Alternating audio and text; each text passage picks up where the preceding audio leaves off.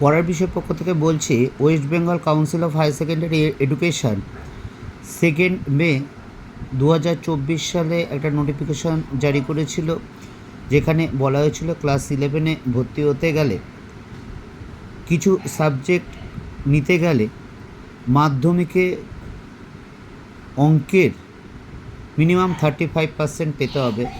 দেখতে পাচ্ছ, কোনো স্টুডেন্ট যদি উচ্চ মাধ্যমিকে ম্যাথামেটিক্স বা স্ট্যাটিস্টিক্স বা বায়োলজিক্যাল সায়েন্স বিভিন্ন সাবজেক্ট নিতে চায়, দেখতে পাচ্ছ ম্যাথামেটিক্স নিতে গেলে মাধ্যমিকে মিনিমাম 35% ম্যাথামেটিক্সে নিতে হবে। স্ট্যাটিস্টিক্স নিতে গেলে মাধ্যমিকে মিনিমাম 35% ম্যাথামেটিক্সে থাকতে হবে। বায়োলজিক্যাল সায়েন্স নিতে গেলে মাধ্যমিকে 35% লাইফ সায়েন্সে থাকতে হবে।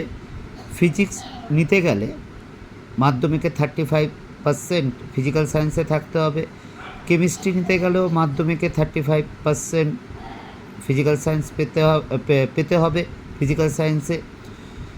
এছাড়া geography, computer science, artificial intelligence, data science, cyber security, accountancy, costing এবং ট্যাক্সেশন, এই সাবজেক্টগুলো যদি তোমরা ক্লাস 11-এ নিতে চাও, তাহলে মাধ্যমিকে অবশ্যই কিন্তু অঙ্কে 35% পেতে হবে মিনিমাম। এটা হচ্ছে ক্রাইটেরিয়া।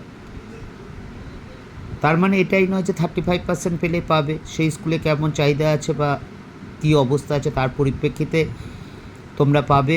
অর্থাৎ উচ্চ মাধ্যমিক শিক্ষা সংসদ বলেছে যে 35% পেলে তোমরা যোগ্য। 35%-এর কম পেলে কোনো স্কুলেই কিন্তু তোমরা এই বিষয়গুলি পাবে না। পড়ার বিষয় পক্ষ থেকে এতটুকুই।